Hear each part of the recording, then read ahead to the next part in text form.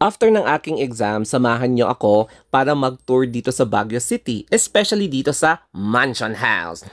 At puntahan natin ang Ride Park sa Pakdal para makita itong mga kabayo at pony boys. At syempre, kain tayo ng comfort food after exam. And magbumuni-muni para mag-distress. Kaya tara na! So, ganito katahimik dito sa Baguio. Yan o. Halos walang mga sasakyan. And, napaka-fresh yung hangin. Tapos, di ba? Nakikita mo yung mga pine trees. Grabe, ang daming tao.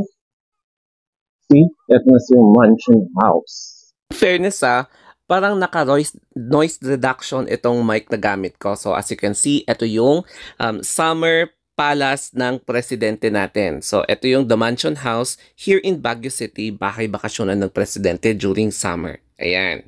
This is, I think, my second time here in Mansion House sa harap, pero first time kong mag-video dito sa Mansion House. Kaya naman, in-enjoy ko talaga at minaximize ko yung moment at nakipagsiksikan ako sa mga turista dito. Ayan. Lumapit na tayo dito kasi wala na masyadong turista na umalis na sila. So basahin natin dito, Mansion House constructed at the instance of William Cameron Forbes following the design of William Parsons as part of the Burnham Plan for Baguio in 1908, inspired by the City Beautiful movement venue of the special session of the Second Philippine Legislation in 1910. So destroyed during the war in 1945, rehabilitated in 1947. So, yan. So basahin nyo na yung the rest. So, nag-cross na ako sa harapan ng Mansion House at ito yung makikita mo. Ayan. O, di ba? Ang ganda. Pwedeng gawing Miss Universe stage. Tapos, napakadami ding pine trees at fresh air. Across the entrance of Mansion House, so ito yung itsura ng stage. Makikita mo na marami yung mga turista na nandito. So, I think parang mga estudyante yung turist na nandyan. So, nagipagsiksikan ako. So, first time ko dito na mag-selfie at video. Kahit na taga dito ako, tapos first time ko talaga. So, paggabi, may parang fountain display dito. Ayan o. So, may mga naka-install na lights and fountains. So, makikita nyo dyan. Ayan. So, ang haba. Pwede mong gawing ramp. Tapos sa likod ko, ito yung... Bawal po tayong tumungtong umupo sa gilid po ng lake. Ayan. Para maiwasan po natin ang disgrasyang pagkahulog po sa lake. Salamat po. Narinig niyo yun? So, bawal umupo dito sa may sa gilid ng lake. Kasi baka malalim tapos baka ma-aksidente ka pa. So, since in-upload ko yung video ko kahapon na medyo may problema sa FB and TikTok, mukhang wala naman nagka-problema sa video. So, I'm not sure kung baka ayaw yung mga hashtag or ayaw yung mga maraming hashtag. Tapos, ayaw yung Miss Earth. Ayaw akong mag-update ng Miss Earth. Laging nasa shadow ban, pero pag mga ibang topic, okay naman. So, tignan ko mag-experiment. Baka kasi ayaw nila na iba yung mag-broadcast or yung mga official na allowed lang talaga na media partner na sila lang yung mag-broadcast or magbibigay ng updates. So, dito mayroon pala silang restroom, So, dyan yung restroom. Ito yung far away from Mansion House. Ayan, So, close up natin. Ayun. O, diba? Ang ganda, no? So, this is my, I think, third or fourth time na bumisita lang dito. Pero ngayon lang ako nag-vlog. And ang ganda pa rin, walang pagbabago. May mga improvements such as this kiosk. Wala ito dati eh. Ayan. So, siguro last time na nagpunta ako dito nung college pa ako. So, dito naman overlooking yung horseback riding, yung ride park. So, I'm not sure. Ayan. So, papakita ko sa inyo. Ayan. So, may mga stalls dito where you can buy souvenirs. Ayan. Tapos, punta natin yung Pakdal. Alam nyo dati dito pag gabi, walang katao-tao. As in, walang katao-tao. Kaya, marami ang medyo takot na pumunta dito kasi unang-una, takot sa multo. Number 2, syempre, hindi natin maiiwasan yung mga negative elements of the law, yung mga kawatan. Ayan, kaya bihira ang mga tao dito, lalong-lalo na nung college kami paggabi. So, pababa na tayo, papunta sa Wright Park. And I can really remember itong place na to. So, this is my second time sa Tanatayan nadadaan ulit dito. So, maaamoy mo na yung parang, yung mga manure ng mga kabayo, no? Kasi dito na tayo sa may Wright Park. Ayan. So, makikita nyo talagang pati daytime walang tao. Ayan, no? So, dalawa to. Dalawa yung stair, isa dito, tapos pangalawa, may stair din dyan. Papunta sa pakdal or horseback riding. So, dito banda yung horseback riding. We are almost here. Ayan, nakikita niyo na yung mga pony boys. So, ito yung mga pony boys with all the ponies o kaya mga kabayo. Pero syempre, hindi sila pony, no? Ayan, no? So, pupuntahan natin. Silip lang tayo sa Wright Park. So, mag-cross tayo ng konti. In here. Ayan. So, marami ka makikita na stalls dito. So, ayan o. Ayan, ito yung entrance papunta sa Wright Park. O, di ba naging turista ako sa sarili kong place? Since hindi siya maputik, ayan, pwedeng pumasok dito. Pero pag tag-ulan, as in super putik talaga dito. So, try natin pumasok dito sa Wright Park. And magbumuni-muni lang ng konti. Ayan. So, dito na tayo sa Wright Park. O, diba? Ayan. So, dito yung nagaan yung mga kabayo. Yung mga route nila. So, pwede kang umupo. Pwede mong hintayin yung mga kasama mo habang sumasakay ng kabayo. Teka, may umiiyak na bata kaya voice over muna ito. Mapapansin niyo talaga dito, ayan, may dumadaan. Ang per hour, ang half hour is 300 and then 1 hour is 600 pesos. So, i-confirm natin dito sa isa sa mga nag-ooperate ng rides, ng horseback riding dito. So, tingnan natin kung magkano yung rates dito sa mga rides para meron kayong idea. So, maghahanap tayo ng ito, isa sa mga pony boys.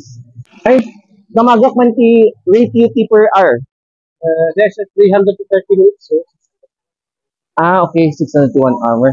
Okay, dito yung lang unag? So, half hour ito lang. So, 1 hour mapain kayo. Pa sure. Okay, so, thank you. Magsaya ka sa pero kung na. Wala. Done. Yeah? Done. Done. Okay, sige ka. Thank you. Wait for guide kami. Okay. More effect kasi. Sige. Thank you. Done. Sir Dan niya. Thank you. So, hanapin lang si Sir Dan kapag gusto niyo ng rides. Okay. Sige. Thank you. So, palabas na tayo. Ayun, so may mga ornamental plants din dito. Tapos, dito na tayo sa harap ng Pizza Volante. May mga souvenirs, oh. Daming souvenirs dito. So, may mga mura din na refreshments dito, katulad dyan. So, kapag on a budget kayo, dito lang kayo maghanap sa mga stalls. Marami naman dito yung mga kainan o kaya mga refreshments. Ayan. So, basta maglakad-lakad lang kayo, marami kayong makikita. O, di ba? After exam, naging tour guide niyo ako. Tour guide niyo ako dito sa may Pakdal, tapos Mansion House. Ayan, di ba? So, ganito pala ang eksena kapag nag-exam ka, no? Bigla ako nag-crave ng steak kaya pupunta tayo sa steakhouse sa Sizzling Plate. Pero dito madadaanan natin yung Botanical Garden. So in here, hindi pa ako nakakapasok dito kahit nung taga dito ako. So may entrance fee din dyan and newly renovated itong Botanical Garden. Okay, so papunta na tayo sa Sizzling Plate. O diba, ang ganda ng Sizzling Plate. So eto na, magi-steak na tayo.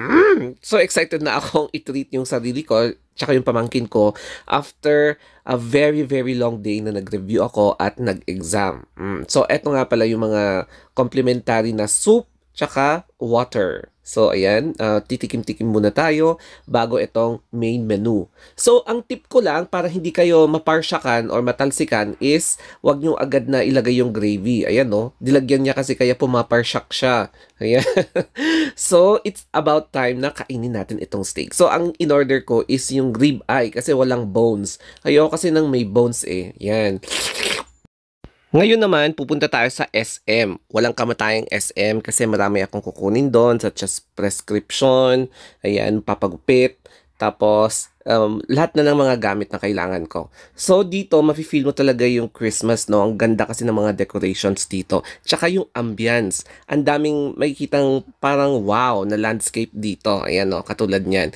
Tapos, perfect timing na pumunta ka dito sa SM kasi hindi siya umuulan. Dry season ngayon, kaya ganito kaaliwalas ang panahon dito sa Baguio. Dadaan tayo dito sa Starbucks. Mukhang wala namang nakatambay dyan. Pero ang main agenda ko ngayon is magpapagupit. So, dito na ako sa may barbershop. Ayan. Para magmukhang malinis naman tayo ngayon. So, after a while, ayan o. So, medyo tao na ang itsura ko ngayon. Kahit burol-burol yung face.